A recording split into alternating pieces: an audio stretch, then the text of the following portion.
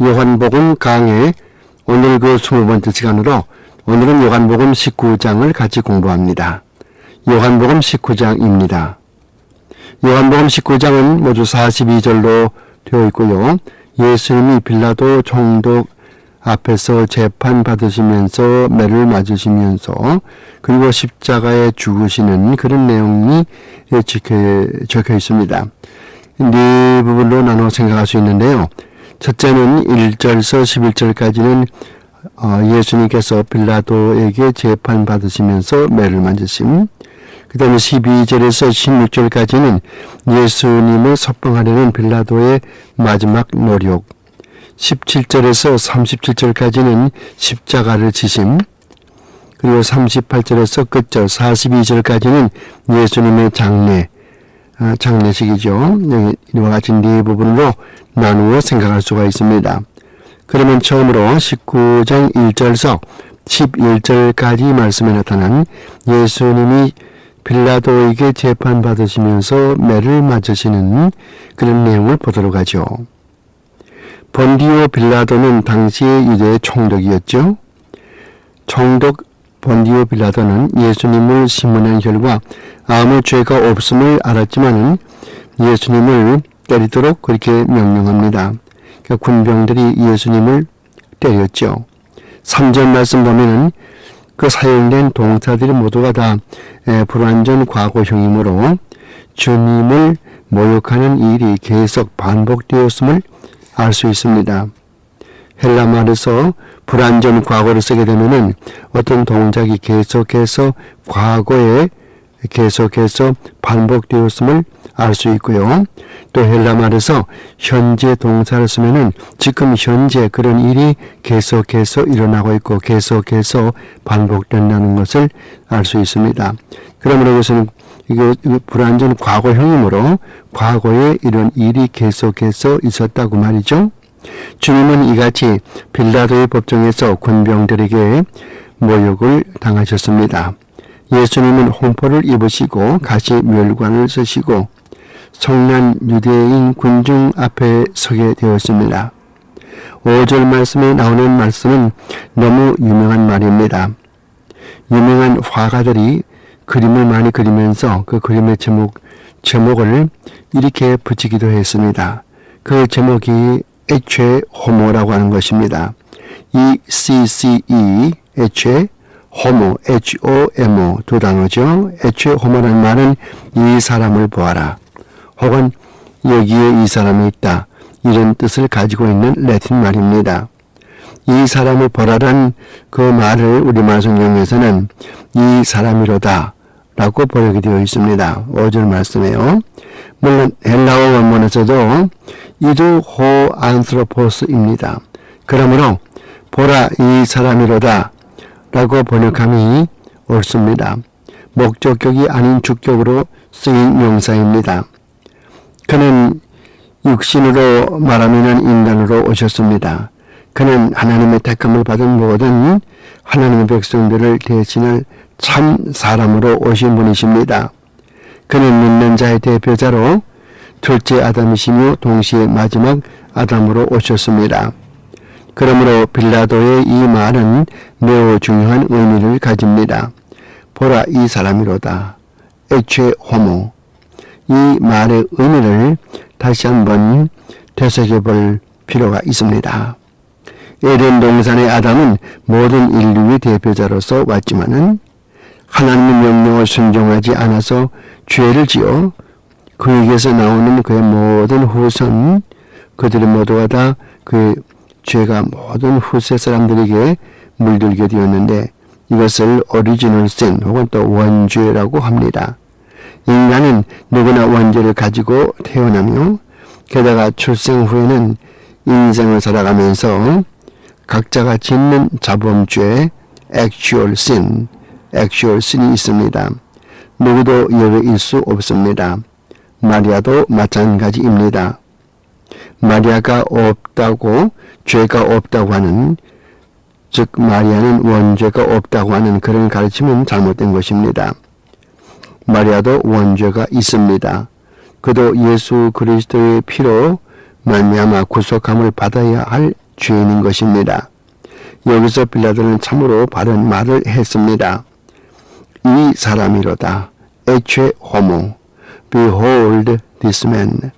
그는 우리의 죄를 위해서 십자가에 돌아가시기 위해서 인간의 형상을 입고 오신 하나님 바로 그분이신 것입니다.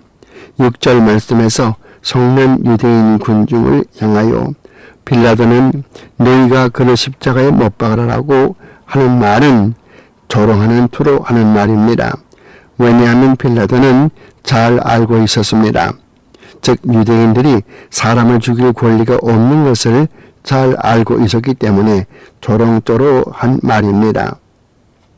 8절 말씀에서 예수님을 유대인들이 고소하면서 그가 하나님의 아들이라고 하니 이를 유대인들이 참을 수 없는 것이며 빌라도로서는 한편 두려운 미신적인 마음에서 일어나서 9절 말씀에서 너는 어디서 왔느냐 라고 예수님께 묻는 것입니다.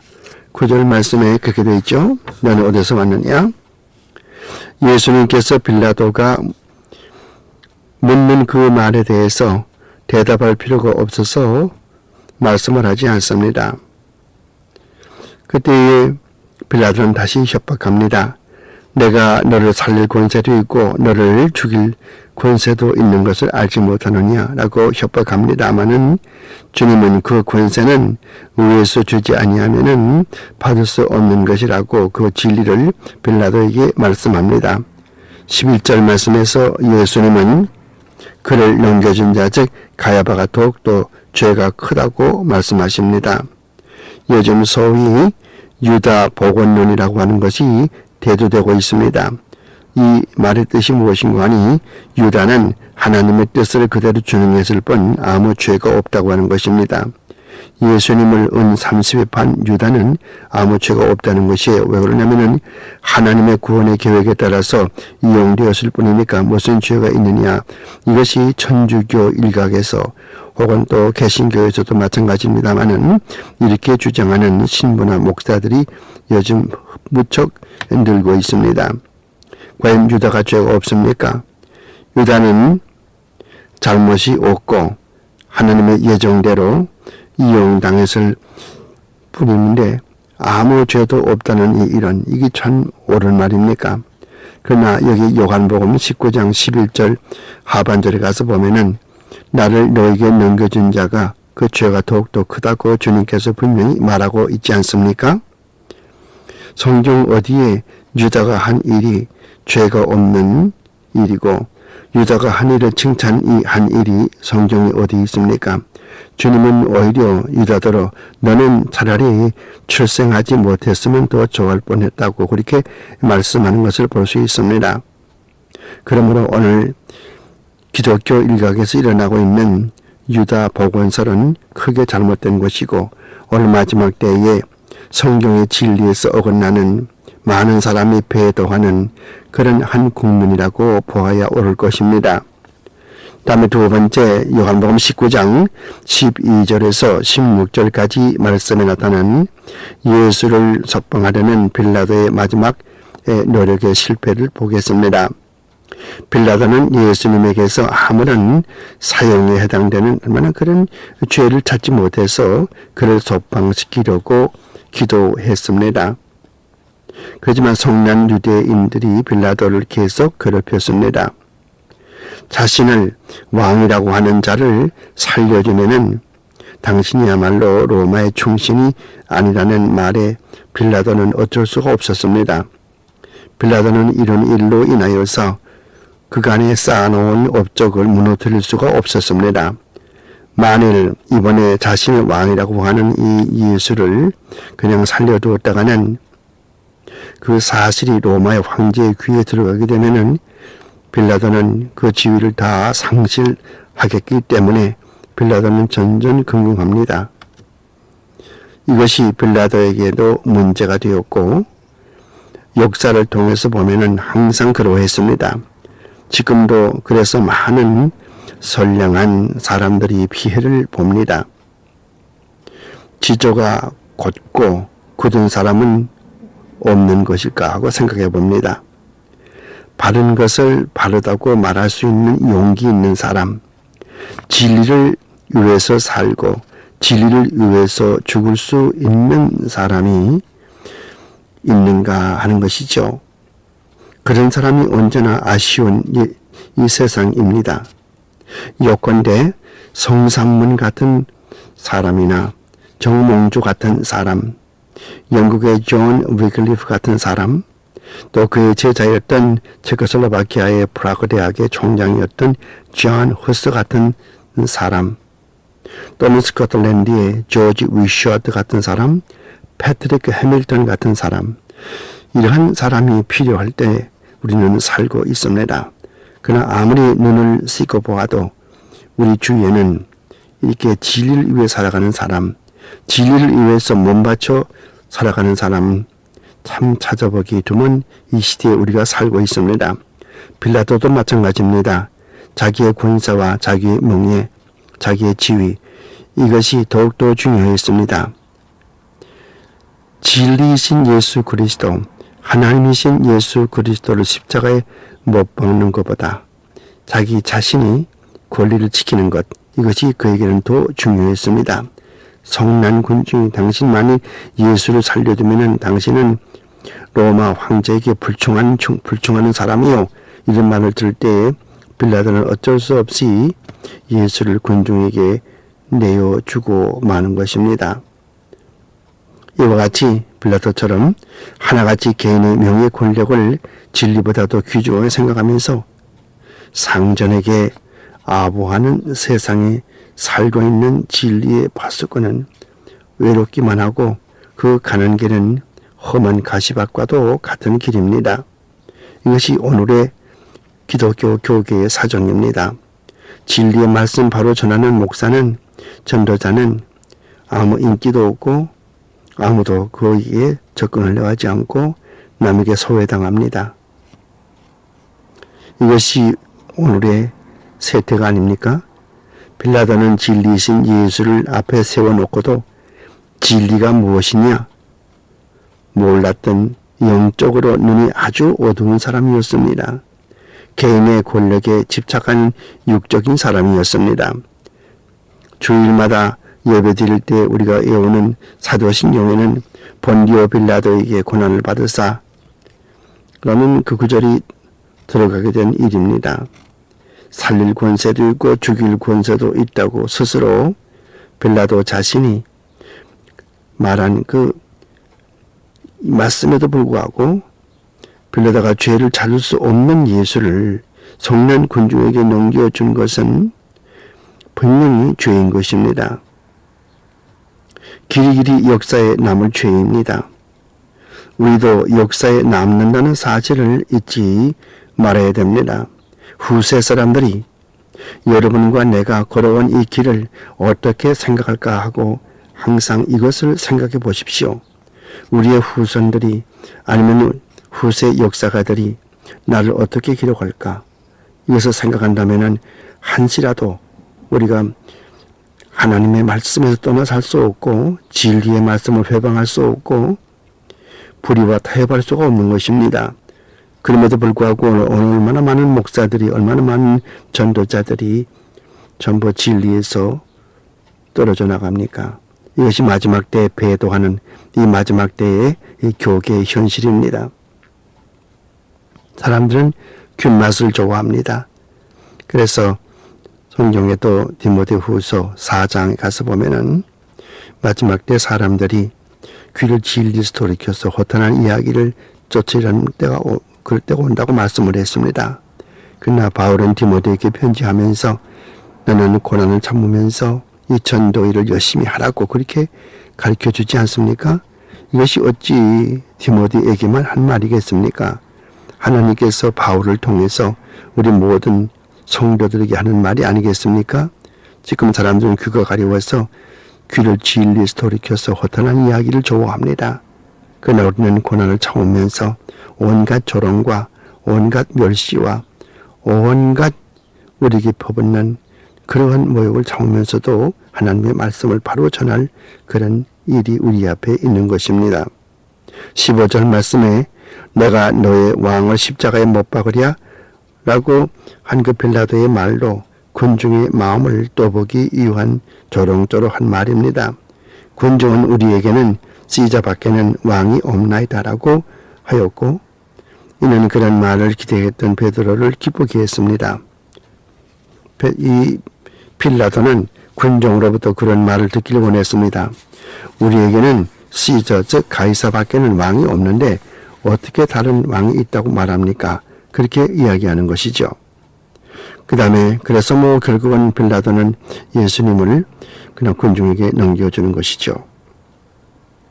세 번째 대지에서는 17절에서 37절까지 말씀에 예수님께서 드디어 골고다 언덕에 우뚝 선 십자가에 두 강도와 함께 달리시는 그 모습입니다. 좌편 우편에는 강도가 달려있고 중간에 십자가에는 예수님이 달리시는 것입니다. 17절 말씀에서 예수님은 십자가를 지고 골고다 언덕으로 향하시는 것이죠. 요한복음에서는 구레네 시몬이 그의 십자가를 대신 져주었다는 말이 없습니다. 그러나 공관복음에는 분명히 기록되어 있습니다. 가령 마태복음 27장 32절 말씀이나 마가복음 15장 21절 말씀이나 누가복음 23장 26절 말씀 등을 보면 분명히 구레네 사람 시몬이 주님이 십자가를 지고 넘어지고 지쳤을 때에 어느 구간 대신 그 십자가를 져준 그 기록이 나와 있습니다. 골고다란 말은 히브리 말로 해골초라는 의미를 가지고 있고, 갈보리란 말은 라틴 말로 역시 같은 뜻입니다. 예루살렘에 가보신 분은 알겠지만은 예수님의 무덤이 두 군데가 있습니다. 하나는 성묘라고 해서 영어로 Holy Sepulchre라고 하는 아주 휘황찬란한 금으로 장식한 그런 무덤이 있습니다. 천주교와 동방교회가 주장하는 예수님의 무덤이라고 하는 곳이죠. 그러나 개신교는 동산 무덤을 주장합니다. 동산 무덤은 다른 곳에 있습니다.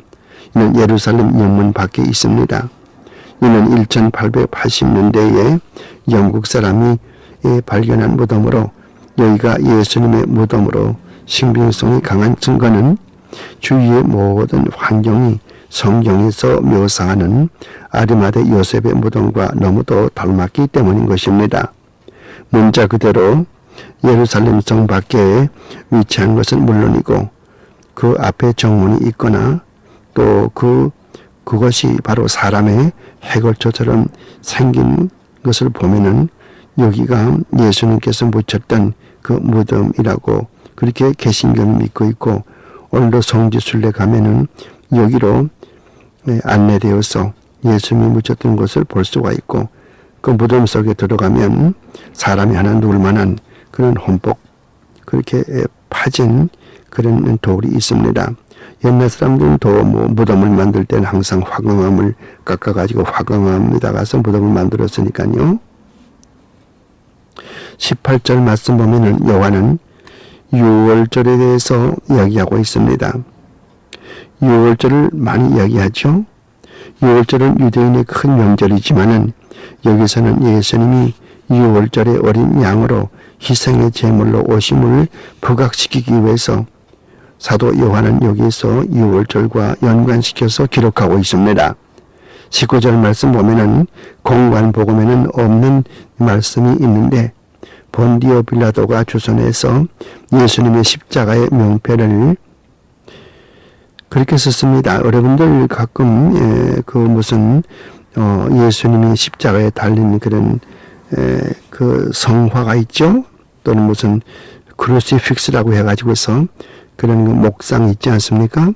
예수님이 십자가에 달려있는 그 목상을 보시면은 예수님의 머리 위에 INRI라고 INRI 인리 이렇게 써있는 걸 볼 수 있잖아요. 이 말이 무슨 말인가 하면은 베드로가 착안을 해서 베드로가 고안을 해서 거기다가서 붙이게 한 그 명패인데요. INRI라고 하는 약자는 I자는 예수의 I자입니다. 예수 N자는 나사레우스. 나사레우스란 말은 나사렛 사람 그 뜻이죠. 나사레우스. 그 다음에 R은 렉스입니다. R-E-X, 렉스. 왕이라는 뜻이에요. 왕. 그리고 맨 끝에 I라고 하는 것은 유다요름. 유다요름이란 말은 유대 사람들의 그 말이에요. 그러니까 예수 나사레우스 렉스 유다요름. 이 말을 이 네 단어를 각각 머리자만 따가지고 와서 I-N-R-I 인리 이렇게 쓴 것입니다. 우리말로는 유대인의 왕 나사렛 예수 그렇게 번역할 수 있습니다. 이와 같은 명패를 히브리 말로, 라틴 말로, 헬라 말로 이렇게 세 나라 말로 써서 십자가에 붙였습니다. 이는 당시 유통하던 팔레스타인의 언어가 적어도 이 세 가지였음을 보여주지요. 히브리 말은 물론 유대 나라의 모고고 라틴 말은 로마의 식민지로 있었으니까 로마에 통치하는 그 나라의 언어가 라틴어고 그리고 헬라 말은 그 당시 전 세계적으로 널리 퍼져 있던 말이 헬라 말이니까 헬라 말로 번역이 되었고 라틴 말로 헬라 말로 또 히브리 말로 이렇게 유대인의 왕 나사렛 예수라고 인리라고 예수님의 십자가의 명패에 그렇게 붙였습니다. 이 명패는 유대인들에게 참으로 불쾌했습니다. 왜 그런 거 아니? 유대인이 왕이라는 그런 말이 도무지 마음에 들지 않았어요. 어째서 예수가 유대인의 왕인가? 그것이 그들의 주장이죠. 그래서 자칭 유대인의 왕 나사렛 예수 이렇게 쓰시오라고 빌라도에게 권고했지만은 고집이 강한 빌라도는 이미 내가 쓴 것은 썼다. 내가 쓸 것을 썼다. 그렇게 말하고 그냥 고치질 않고 그대로 유대인의 왕 나사렛 예수 그렇게 썼던 것입니다. 그렇게 22절 말씀이 바로 그 뜻이에요. 24절 가서 보면은 병정들이 주님의 옷을 제비 뽑는 말씀은 구약성경 22편 18절 말씀과 그 말씀 속에 나타난 그 내용과 일치하고 또 그 말씀이 그 예언의 말씀이 문자 그대로 이루어진 거죠. 여러분들이 예수님의 십자가의 사건 이것을 읽으실 때는 꼭 반드시 시편 22편과 또 이사야서 53장을 같이 곁들여서 읽으셔야 됩니다. 이사야서 53장이 예수님의 죽으심에 대해서 가르쳐주고 있고요. 또 그가 아리마대 요셉이라고 하는 그 부자의 무덤에 장사될 것도 이사야서 53장에 기록되고 있습니다. 시편 22편 말씀 보면은 맨 처음에 나의 하나님 어찌하여 나를 부르시나이까 이렇게 시작되는 것이 시편 22편이죠. 거기 보면은 예수께서 죽으실 때에 병정들이 그의 옷을 제비 뽑는다는 것과 옆구리를 찌른다는 것과 이런 모든 일들이 벌써 예수님께서 십자가에 돌아가시기 700년 전에 기록된 일이지만은 그것이 그대로 이루어진 것을 볼 수 있습니다. 그래서 이 군인들은 예수 그리스도의 옷을 제비 뽑는 그런 모습을 여기서 요한도 기록하고 있습니다. 26절 말씀에 여자의 벗어서 아들이다. 그런 말씀을 예수님께서 십자가상에서 자기 어머니 마리아에게 말씀을 했습니다. 이것은 신학적으로 매우 중요합니다. 왜 그런 거 아니? 예수님은 절대로 일평생 동안 자기 어머니 마리아를 어머니라고 불러본 적이 없습니다. 요한복음 2장에 나오는 가나의 혼인잔치에서도 포도주가 떨어지자 마리아가 포도주가 떨어졌다는 이야기를 예수께 말할 때에 예수님의 말씀은 여자요 나와 무슨 상관이 있나이까 라고 했지 어머니요 나와 무슨 상관이 있나이까 그렇게 말한 적이 없습니다. 마리아도 예수님의 피로 인하여서 구속함을 받을 대상인 것입니다. 우리가 흔히 이 구원이라고 하는 말, 이 구원이라는 말은 여자 혹은 또 아내 그 뜻입니다. 그러면 예수님께서 자기 어머니 보고 아내요 그렇게 말하실 리가 없고 다른 한 가지 뜻은 여자란 뜻이 있습니다. 그 어머니란 말은 메테르라는 다른 단어가 있습니다. 만약에 예수님께서 십자가상에서 어머니라고 불렀다면, 혹은 또 가나의 혼인잔치에서 마리아를 어머니라고 불렀다면 왜 메테르라는 말을 쓰지 않았을까요? 그건 의식적으로 예수님께서 메테르라고 하는 그런 어머니라는 말을 쓰지 않고 그분의 여자요 라는 말을 쓴 것입니다. 그래서 이 마리아도 구속받을 대상인 것을 나타내 줍니다.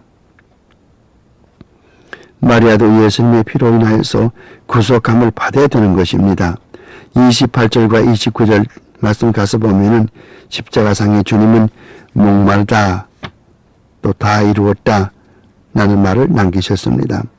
물론 이 말이 전부는 아닙니다. 주님은 십자가에 달리셔서 7마디를 하셨습니다.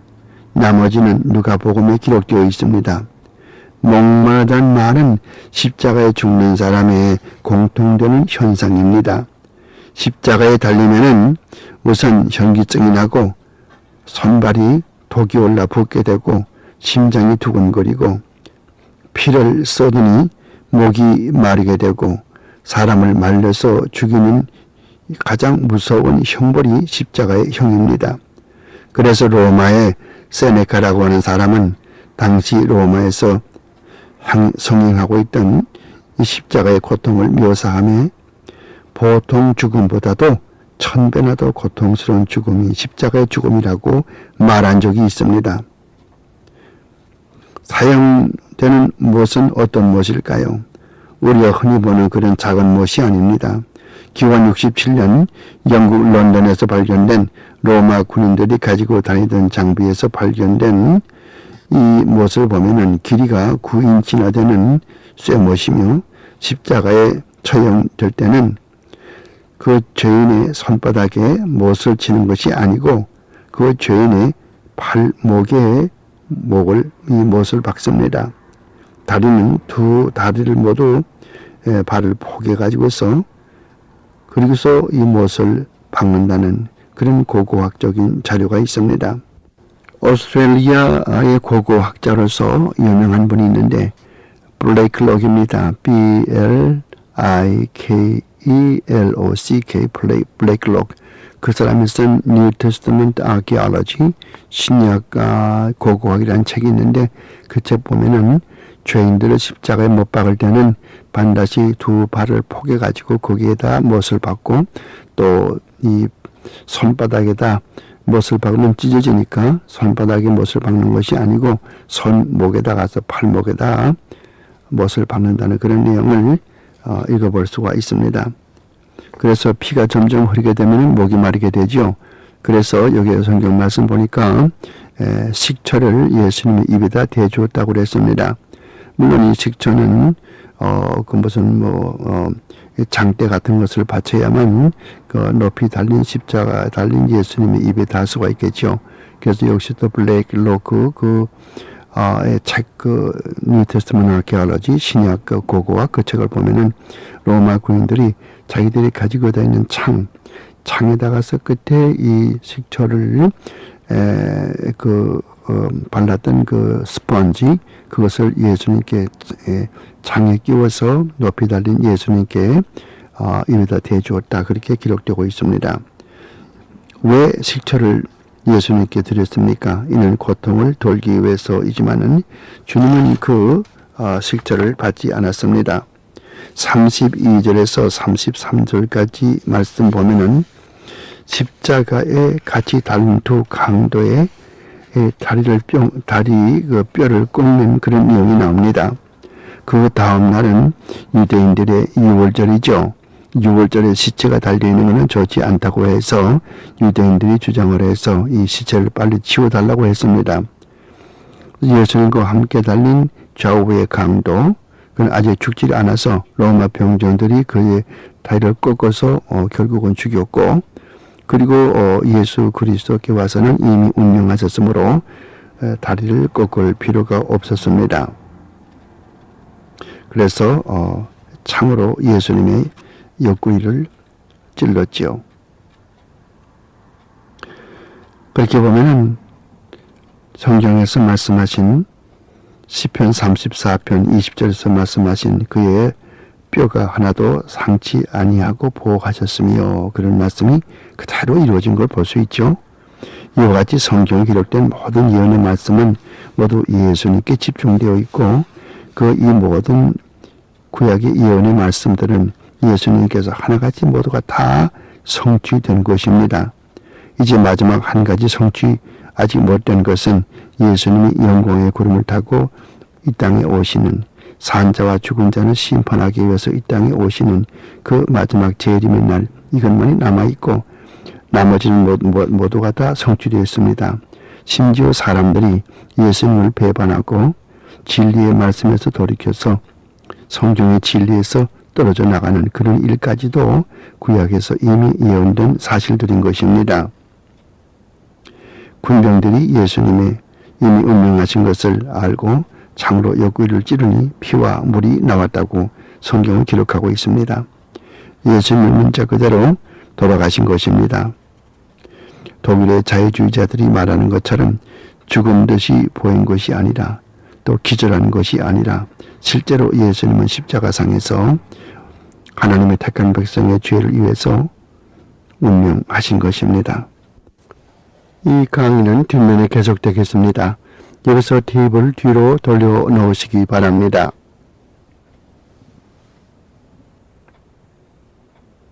예수님은 문자 그대로 십자가상에서 돌아가신 것입니다. 어떤 분이 이야기하는 것처럼 기절한 것이 아니에요. 독일의 튜빙겐 대학교 출신으로 유명한 신학자가 있었는데, 데이비드 스트라우스, 그분은 말하기를 예수는 십자가상에서 운명한 것이 아니고 잠깐 기절했었는데, 아리마대 요셉이 그 무덤에 들어가서 시원하니까 기운을 차리고 그 바위를 그 무덤을 헤치고 밖으로 어딘가로 가버렸다. 그렇게 주장하는 것은 극히 비성경적이고 그것은 잘못된 주장이고, 예수 그리스도께서는 여기서 보는 것처럼 십자가상에서 다리를 꺾지 않아도 될 정도로 이미 운명하셨던 것입니다. 그다음에 끝으로 요한복음 19장 38절에서 42절까지 말씀, 즉 예수님의 장사 지내는 모습, 이것을 여기서 볼 수 있습니다. 예수님을 은근히 따라다니던 두 제자가 있었습니다. 다른 제자들은 예수님을 직접 모시고 나섰지만은 니고데모라는 사람과 아리마대 요셉은 그 당시 유대인의 최고 의결기관인 산헤드린이라고 하는 그 높은 기관의 회원이었습니다. 만약에 이분들이 예수 그리스도를 따라다니는 것을 알게 되면 공회원에서 추방될 것입니다. 그래서 이것이 무서워서 이들은 멀리서 예수님을 따르면서 예수님의 제자로 살았습니다. 예수님께서 십자가에 돌아가시자 니고데모와 아리마대 요셉이 나타납니다. 아리마대 요셉은 빌라도에게 가서 예수님의 시체를 달라고 부탁합니다. 빌라도 총독은 죽은 예수님의 시체를 아리마대 요셉에게 건네줍니다. 시체를 가져가라고 허락합니다. 아리마대 요셉은 예수님의 시체를 받아서 그를 자기 무덤에 장사합니다. 그 전에 니고데모는 비싼 돈을 들여서 이 모략과 침향이라고 그랬는데요. 침향이라는 말은 우리말로 이 원문 성경에 가서 보면은 알로헤죠. 우리말로도 알로에입니다. 알로에는 이가 아플 때 바르면 또 치통이 없어지고, 배가 아플 때에 또 알로에를 먹으면은 또 복통이 없어지고, 상처가 났을 때에 알로에를 바르면은 상처가 치유되고, 참으로 그야말로 만병통치약이라고 할 수 있는 아주 귀히 쓰는 그런 이 풀이 이게 알로에 아니겠습니까? 그래서 이 니고데모는 모략과 알로에 백근을 가져다 예수님의 몸에다 발랐죠. 아리마대 요셉은 자기 일평생 동안을 돈을 모아가지고 준비해 놨던 그 무덤을 제공했습니다. 유대인들은 돈을 모으면은 뭐 큰 사업체를 사거나 빌딩을 사거나 그렇게 하는 것이 아니고 우선 돈이 생기면은 하는 일이 자기가 죽은 다음에 묻힐 무덤을 준비하는 것입니다. 유대인의 무덤은 부자일수록 이 화강암의 묘지를 만듭니다. 화강암을 깎아가지고 자기가 누울 정도의 그런 공간을 만들고 그렇게 되죠. 우리가 1990년도 예루살렘 예루살렘 성 밖에 있는 정원묘지, 예수님께서 누우셨던 정원묘지에 가서 본 적이 있는데 사람이 하나 누울 정도의 그런 홈폭 파진 그런 것이 있고, 그리고 사람 한 10명 정도가 그 안에 들어갈 수 있는 공간이 있었습니다. 그 앞에는 큰 연자돌, 맷돌 같은 둥그런 그 문을 막았던 돌이 옆으로 굴려져 있는 것을 우리가 보고 왔습니다.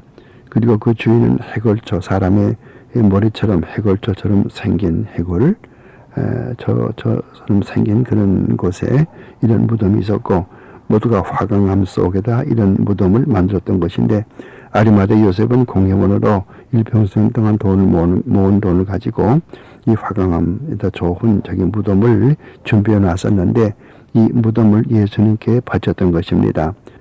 여러분들 그 구약성경 이사야서 53장 9절 말씀이죠. 이사야서 53장 9절 말씀 보면은 그의 묘실이 부자와 함께 했으며 그런 말씀 있죠. 이것은 바로 아리마대 요셉의 무덤에 장사될 것을 이미 예수님께서 이런 돌아가시기 전에 700년 전에 벌써 이미 예언됐던 말인 것입니다. 이와 같이 성경 말씀은 모두가 다 그대로 이루어지는 것입니다. 단 한 가지 이루어지지 않은 것은 예수님의 재림, 이것만이 이루어지지 아니했고 그건 앞으로 이루어질 것이지만은 그것은 세상 종말의 날이고 예수 믿지 않는 사람이 영원한 형벌에 들어가는 날이고, 고생하면서 눈물 흘리면서 전도하던 우리 전도자들이, 목사들이, 주의 신실한 종들이, 하나님께 속했던 종들이 하나님 앞에 들리고 올라가는 날인 것입니다. 이와 같이 여러분들 예수님의 죽으심에 관한 말씀을 공부할 때는 반드시 시편 22편 말씀과 이사야서 53장 말씀을 곁들여서 공부하셔야 됩니다. 시편 22편 말씀, 나의 하나님 어찌하여 나를 버리시나이까? 이렇게 시작되는 시편 22편 말씀은 메시아시라고 말합니다. 메시아, 영어로 메시아닉 쌈이라고 합니다. 메시아닉 쌈. 또한 이사야서 53장 말씀, 이사야서 53장 말씀은 성찬식 할 때 우리가 많이 씁니다마는, 그러나 예수님의 고난에 관해서 이야기할 때는 반드시 이사야서 53장을 곁들여서 읽으시면 좋을 것입니다. 이게 성경 말씀 보면은 아직도 사람을 장사한 적이 없는 그런 새 무덤에, 즉 아리마대 요셉의 무덤에 장사되었다는 말을 하고서 요한복음 19장이 끝납니다. 주님은 이곳에서 사흘 만에 그가 예언하신 대로 육적으로 3일 만에 부활하신 것입니다. 다음 시간에 주님의 부활에 대해서 자세히 공부하겠습니다만은 요한복음 19장을 오늘 공부를 하면서 대개 이렇게 서론적으로 말씀을 드리고 남은 시간 여러분 성경 같이 보면서 요한복음 19장 같이 읽어나가죠. 요한복음 19장 1절서부터 같이 읽어나갑니다. 이에 빌라도가 예수를 데려다가 채찍질 하더라고 그랬죠. 지금 빌라도 앞에서 신문 받는 예수님의 그 모습입니다. 로마 사람들은 죄인을 신문할 때 많이 때렸습니다. 지금도 경찰서에서 죄인을 취조할 때는 가끔 고문하죠. 마찬가지입니다만은 로마 사람들의 그 때리는 그 모습은 참 처참했습니다. 이 채찍에다가서, 채찍은 이제 보통 가죽이죠. 가죽으로 된 채찍인데 거기에 이런 그 쇠를 중간중간에 박아가지고서 한 번 이렇게 맞게 되면은 그냥 그게 살점이 떨어져 나갈 정도로 그렇게 그 아픈 그런 채찍으로 매를 맞습니다. 그 다음에 이제 그 다음 가서 2절 가서 보면 군병들이 가시로 멸관을 엮고 그의 머리에 씌우고 자색 옷을 입히고 그랬어요. 여기에 가시로 멸관을 엮고 그랬는데요. 여러분이 어떤 가시인지 아십니까? 이 가시를 상상하시려면요, 여러분들 예루살렘에 가 보셔야 돼요. 성지순례 가서 보시면요, 사해를 끼고 쭉 내려가다 보면은 부엘세바가 있어요. 부엘세바. 그 부엘세바에 가게 되면은 이 예수님의 머리에 썼던 가시면류관, 그게 이용당했던, 그게 사용되었던 가시가 어떤 가시인지 알 수가 있어요. 지금도 그 시퍼런 가시들이 있거든요. 이게 얼마나 기냐면 2인치 정도 긴데요. 굉장히 뻣뻣하고 그리고 몹시 아픕니다.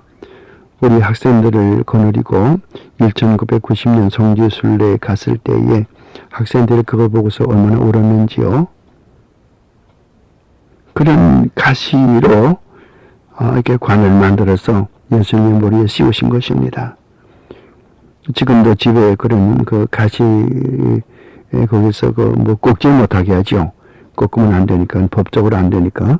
그래서 그 떨어져 있는 가시 좀 말랐습니다만은 마른 가시 그것을 집에 가지고 와서 구리셀린에 그것을 이제 담갔다가서 그저에는 그렇게 조금은 녹진한 그런 기운이 있습니다만은 그걸 보면서 예수님께서 이 머리에 쓰셨던 그 가시면류관, 그 가시가 어떤 가시인가를 우리가 항상 생각하면서 그 예수 그리스도의 죽으심 앞에 나 자신이 항상 나 자신을 채찍질하고 나도 십자가의 길을 걷는, 묵묵히 걷는 그런 전도자의 새로운 각성을 느끼게 됩니다마는 그런 가시로 멸관을 엮어서 예수님의 머리에 씌우신 것입니다. 그 자석옷을 입히고 앞에 와서 가로되 유대인의 왕이여 평안할지어다 하여 손바닥으로 때리더라. 이 때린다는 말과 그 다음에 말했다는 말이죠. 여기에 보니까 앞에 와서 가로되, 그 가로되라는 말과 손바닥으로 때리더라. 그 때리던 그 말들이 이 과거형, 반과거형, 즉 미완료 시제 imperfect tense 이것으로 기록되기 때문에 한 번 때리고 그만둔 것이 아니고 자꾸 계속해서 반복적으로 말하고 반복적으로 때리고 그렇게 했던 그 뉘앙스를 볼 수 있어요. 4절 말씀 빌라도가 다시 밖에 나가서 말하되 보라 이 사람을 데리고 너희에게 나오나니 이는 내가 그에게서 아무 죄도 찾지 못한 것을 너희도 알게 하려 함이라. 빌라도가 예수를 신문에 봤댔죠. 이번 먼저 18장 말씀에서 봤잖아요. 18장 말씀에서 예수님과 빌라도 총독과의 대화에서 무슨 죄를 찾은 것이 있습니까? 아무것도 모르잖아요. 죄가 없잖아요. 예수님의 왕국은 이 나라, 여기 이 땅에 있는 것이 아니고 하나님의 나라는 이 땅에 있는 것이지 않지 않습니까? 또 자기는 왕이지만은 이 땅의 왕이 아니고 하나님의 나라의 왕이시거든요. 그 빌라도가 무슨 말을 하겠습니까? 그냥 아무런 그 죄를 찾지 못한 것을 너희로 알게 하기 위해서 예수님 밖에 다시 데리고 나왔습니다. 5절 말씀 보면 예수께서 가시면류관을 쓰고 자석을 입고 나오시니 빌라도가 저희에게 말하되 보라 이 사람이로다. 보라 이 사람이로다. 이 말이 유명한 라틴 말의 에체 호모, 이 CCE 에체 호모, HOMO 이 사람을 보라. 영어 성경에는 behold this man 이렇게 되어 있지만은 원문의 말씀은 여기에 보라 이 사람이로다 이것이 옳습니다. 그래서 그 원문에서 볼 것 같으면 이두 호 안트로포스 이렇게 되어 있거든요. 보라 이 사람이로다 이렇게 되어 있어요. 예수 그리스도는 모든 택한 백성의 대표자입니다. 에덴 동산의 아담은 전 인류의 대표자입니다. 에덴 동산의 아담은 첫째 번 아담, 예수 그리스도를 둘째 번 아담 혹은 마지막 아담이라고 그러죠. 그러므로 이 베드로의 신앙 고백이 베드로 신앙 고백은 아닙니다만은 베드로의 말이 맞아요. 그는 사람이죠. 무슨 사람입니까? 하나님의 택한 백성들을 구원할 참 사람 가운데 참 사람이죠. 보라 이 사람이로다. 예수 그리스도는 인간의 형상을 입고 온 것은 우리의 죄를 담당해 주시기 위해서 오신 분이니까 참 사람이시죠. 그래서 이 사람이로다. 하며 대제사장들과 하석들이 예수를 보고 소리질러 가로되 십자가에 못 박게 하소서 십자가에 못 박게 하소서 이렇게 소리 지르는 것이죠. 빌라도가 가로되 너희가 친히 데려다가 십자가에 못 박으라. 나는 그에게서 죄를 찾지 못하노라. 물론 이제 빌라도는 유대 사람들이 자기들이 그 사람을 죽일 그런 권세가 없는 것을 알아요. 그렇기 때문에 조롱조롱 그럼 너희가 예수를 데려다가서 십자가를 못 박으려면 이렇게 이야기하는 거예요. 그 유대인들이 대답하여 가라되 우리에게는 법이 있으니 그 법대로 하면은 저가 당연히 죽을 것은 저가 자기를 하나님의 아들이라 하면이라.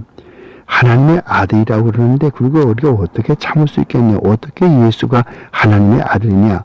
우리가 알고 있기는 나사렛의 요셉이라고 하는 목수의 아들이냐 하는 인간에 불과한 것인데 어떻게 하나님의 아들이라고 그렇게 참담한 이야기를 하느냐 그 말이죠.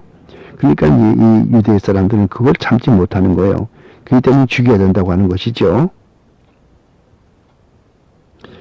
그래서 빌라도가 이 말을 듣고서 더욱더 두려워하여 다시 궁정에 들어가서 예수께 말하되 너는 어디서려냐 하되 예수께서 대답하여 주지 아니하시는지라. 이 말도 좀 무섭거든요.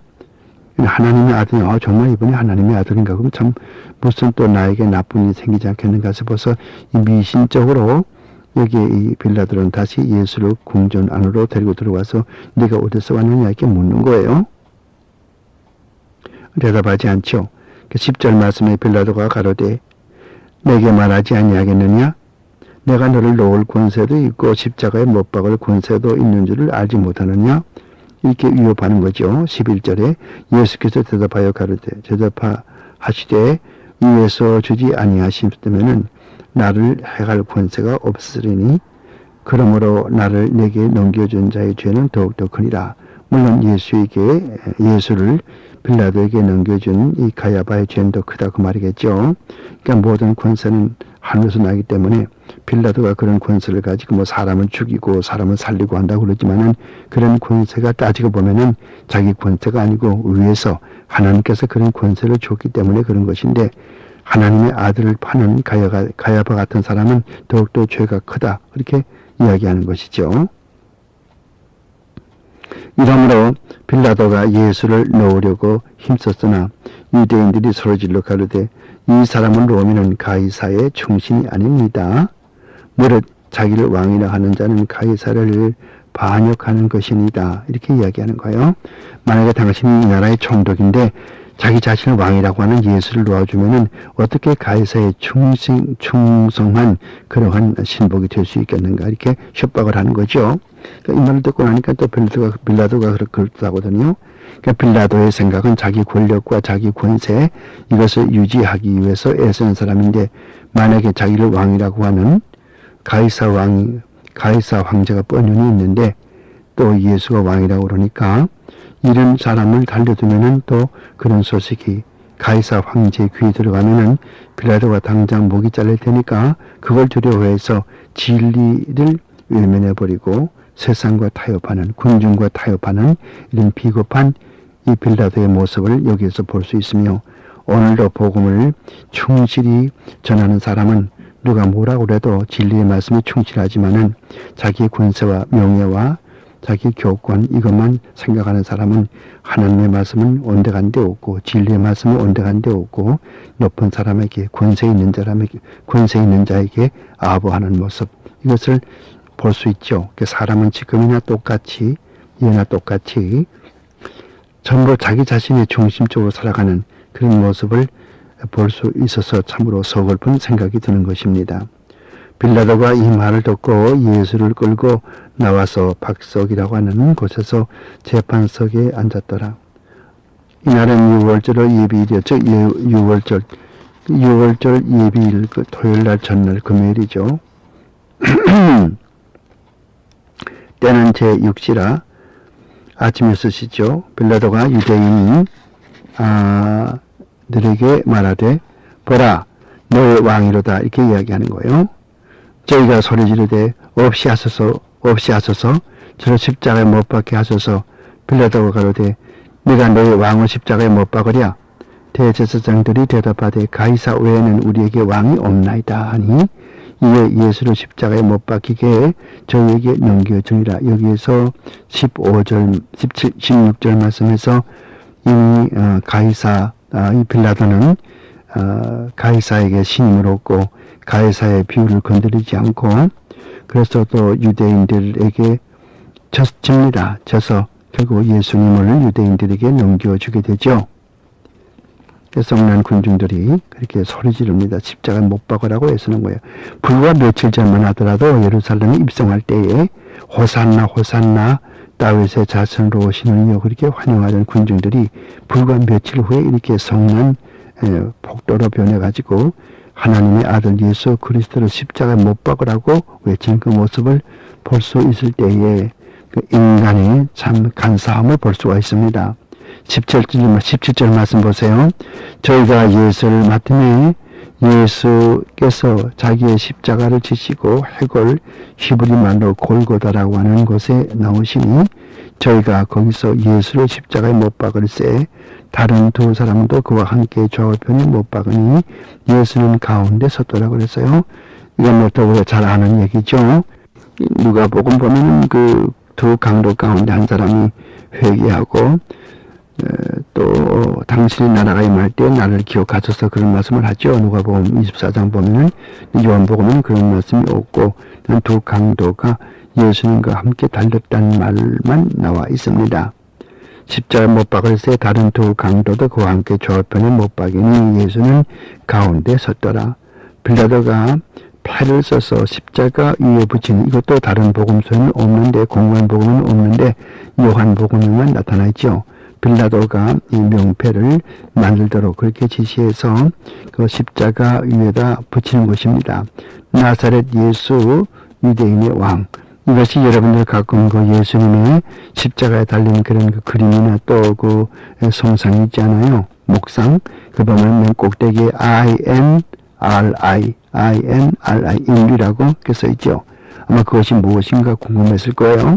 그 라틴 말로 예수 나사레우스 렉스 유다요름 이것의 약자인데요. 유다요름 유대인들의 렉스 왕인 나사레우스 나사렛의 예수 그 말인가 여기서 올바로 번역이 되었어요. 그래서 나사렛 예수 유대인의 왕 그 뜻입니다. 기록되었더라. 예수의 못 박히신 곳이 성에서 가까운 거로 많은 유대인들이 이 패를 읽는데 히브리 말과 로마 말과 헬라 말로 기록되었다고 그랬죠. 유대인의 대제사장들이 빌라도에게 이르되 유대인의 왕이라 말고 자칭 유대인의 왕이라 쓰라 하니 빌라도가 대답하되 나의 쓸 것을 썼다 하라. 유대인들은 그 말 듣기 싫어하죠. 어떻게 해서 예수가 유대인의 왕이냐 이렇게 하지 말고 자칭 유대인의 왕이라고 하는 나사렛 예수 그렇게 쓰라고 빌라도에게 권고했지만 빌라도는 내가 쓸 것을 썼으니까 더 이상 쓸 것이 없다. 그렇게 잘라 말하는 것이 22절 내용이죠. 23절 군병들이 예수를 십자가에 못 박고 그의 옷을 취하여 네 깃에 나누어 각각 한 깃씩 얻고 속옷도 취하니 이 속옷은 호지 아니하고 위에서부터 통으로 짠 것이라. 군병들이 서로 말하되 이것을 짓지 말고 누가 얻나 제비뽑자 하니 이는 성경에 저희가 내 옷을 나누고 내 옷을 제비뽑나이다 한 것을 응하게 하려 합니다. 이 말은 시편 22편에 있죠. 시편 22편 읽어보면은 군병들이 예수님의 십자가에 달렸을 때에 옷을 제비 뽑는다는 그런 내용이 들어있습니다. 그 말이 그대로 이루어지는 것이죠. 보십시오. 예수님은 십자가에 못 박히는데 거기에 로마 병정들은 예수님의 옷을 제비 뽑습니다. 예수님은 인류의 죄를 담당하시고 하나님의 택한 백성의 죄를 담당하시고 죄인의 죄를 담당하시고 십자가에 죽으시는데 이 밑에서 로마 군인은 자기 이성만 차리고 자기 육인만 챙기고 이렇게 하는 모습 이것이 바로 오늘의 이 사회가 아니겠습니까? 사람들은 예수를 아랑곳 없습니다. 자기가 이 세상에서 잘 먹고 잘 살고 오래 살고 그것만 생각을 하죠. 복음도 전부 헬스 웰스 가스풀 이 땅에서 건강하게 살고 오래 살고 거기에만 초점이 모아지고 참으로 내 죄를 위하여 십자가상에서 주님이 돌아가셨다. 그것은 전하지를 않습니다. 죄의 이야기를 하기를 꺼려합니다. 그래서 로버트 슐러 같은 목사도 교회에서 절대로 죄의 이야기를 하지 말라고 합니다. 죄의 이야기를 하면 사람들이 싫어하니까 하지 말라는 것이죠. 잘못된 신학이죠. 잘못된 목사죠. 잘못된 죄의 종입니다. 죄의 종이라고 할 것도 없습니다. 군병들은 일어나고서 예수의 십자가 곁에 그 모친과 또 그 이모와 글로바의 아내 마리아와 막달라 마리아가 섰는지라 예수께서 그 모친과 사랑하시는 제자가 곁에 있는 것을 보시고 그 모친에게 말씀하시되 여자여 보소서 아들입니다 그랬죠. 이게 많은 여자들이 여기 서 있으면서 예수의 십자가 못 박힌 모습을 지켜보지 않습니까? 예수님의 어머니 마리아도 있는데 어머니요 그러지 아니하고 여자요 그렇게 말을 했습니다. 옆에 있는 또 그 제자라고 하는 것은 요한을 이야기하죠. 그러니까 요한과 여자가 같이 있는데 어머니 보고 여자요 그렇게 이야기를 하고 예수님께서는 자기 어머니 보고 어머니라고 하지 말고 항상 여자요 그렇게 말을 했고 똑같은 하나의 예수님의 피로 말미암아 구속받아야 될 하나의 주인으로 그렇게 생각을 했습니다. 또 제자에게 이르되 보라 네 어머니라. 이 요한에게 이야기할 때는 네 어머니라 그런 말을 썼어요. 요한에게는 여기는 네 어머니라고 그랬지만은 절대로 마리아에게는 절대로 어머니라 그런 말을 안 썼어요. 그런 거로 천주교에서 마리아는 죄가 없다, 원죄가 없다 그렇게 가르치는 것은 잘못된 것입니다. 마리아도 원죄가 있고 마리아도 우리가 똑같은 죄인이고 예수 그리스도로 말미암아 구속받아야 될 사람이죠. 네 어머니라 하신데 그때부터 제자가 자기 집에 모시니라. 이후부터 이제 요한이 마리아를 모시는 거죠. 이후에 예수께서 모든 일이 다 이루신 줄 알고 성경으로 응하게 하려 하사 가라사대 내가 목마르다 하시니 거기 신 포도주가 가득히 담긴 그릇이 있는지라 사람들이 신 포도주를 먹으면 해운 스펀지죠. 스펀지를 웃을 저에 끼워서 메어서 예수의 입에 대니 예수께서 신 포도주를 받으신 후 가라사대 다 이루었다 하시고 머리를 숙이고 영혼이 돌아가시니라 그랬어요. 다 이루었다는 말은 테텔레스타이. 이 테텔레스타이라는 말은 이제 모든 대가를 지불했다. 몸값을 지불했다. 이것이 테텔레스타이라고 하는 뜻입니다. 좀 더 길게 설명할 수 있습니다만 시간이 없어 설명을 못 드립니다. 하지만 테텔레스타이는 다 이뤘다는 말은 완료형 시제입니다. 텔레오 동사의 완료형 시제이기 때문에 이 이룩한 하나님의 구속의 역사를 이룩한 이것은 그 결과가 끝까지 변하지 않고 남아있다고 말이죠. 그리고 운영하셨습니다. 이 날은 이비라 유대인들은 안식일에 그 날에 안식일에 시체들을 십자가에 두지 아니하려 하여서 빌라도에게 그들의 다리를 꺾고 시체를 치워달라 하니 군병들이 가서 예수와 함께 못 박힌 사람과 그 다른 사람의 다리를 꺾고 예수께 이르러서는 이미 죽은 것을 보고 다리를 꺾지 아니하고 그중 한 군병이 참으로 옆구리를 찌르니 그 피와 물이 나오더라. 다른 두 강도는 아직 죽지 않았기 때문에 다리를 꺾어서 죽이고 그 다음은 예비일, 그 다음은 안식 뭡니까? 6월절이기 때문에 6월절 전날에 이렇게 시체를 놓는 게 좋지 않아서 빨리 죽여서 빨리 시체를 없애야 되기 때문에 빨리 죽이기 위해서 다른 두 강도는 다리를 꺾어 죽였지만 예수님께서는 이미 운명하셨으므로 다리를 꺾지 아니하시고 옆구리에 창을 찌르니까 피와 물이 나왔다고 이렇게 말하고 있습니다. 그 증거가 참이라 저가 자기의 말하는 것에 참인 줄 알고 너희로 믿게 하려 함이라 그랬어요. 이 일이 이른 것은 그 뼈가 하나도 꺾여오지 아니하려는 한 성경 말씀을 즉 시편 34편 20절 말씀이죠. 응하게 된 거예요. 그 다음 38절 말씀 가서 보면은 아리마대 사람 요셉이 예수의 제자이지만은 유대인을 두려워하여 은혜하더니 멀리서 주님을 공경하고 따르더니 그 말이죠. 은혜하더니 이 일 후에 즉 십자가 사건 후에 빌라도로 예수의 시체를 가져가기를 구하며 빌라도가 허락하는지라.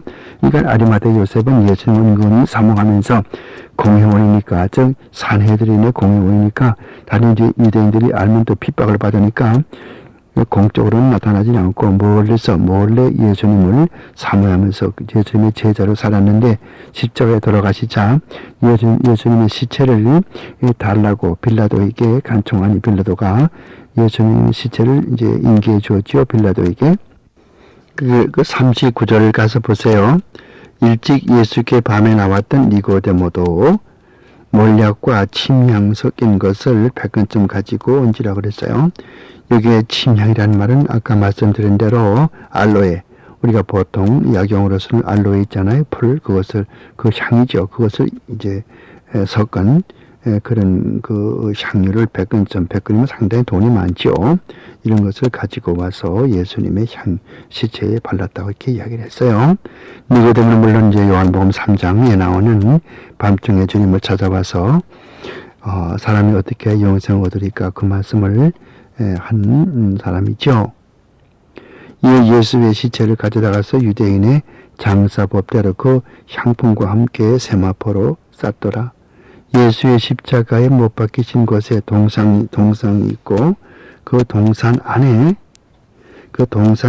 아직 사람을 장사한 적이 없는 새 무덤이 있는지라. 이날은 유대인의 예비일이요 또 무덤이 가까운 거로 예수를 거기에 두리라고 그랬어요. 이 동산 무덤, 물론 천주교는 이제 그 성묘라고 해서 홀리 세펄코라고 해서 아주 뭐 휘황찬란하고 거기 가면은 뭐 그 예수님이 십자가 달릴 때 뭐 바위가 터져가지고 지진 났다고 하는 그것도 보여주고 합니다만은 거기보다는 1880년대에 영국 사람이 발견한 이 동산 무덤, 동산 묘지, 그 가든 툼이라고 하는 여기가 또 성경에서 기록되어 있는 해골초와 비슷하게 닮았다 해서 여기가 예수님께서 묻혔던 곳이라고 그렇게 믿는 신학자들이 많이 있습니다.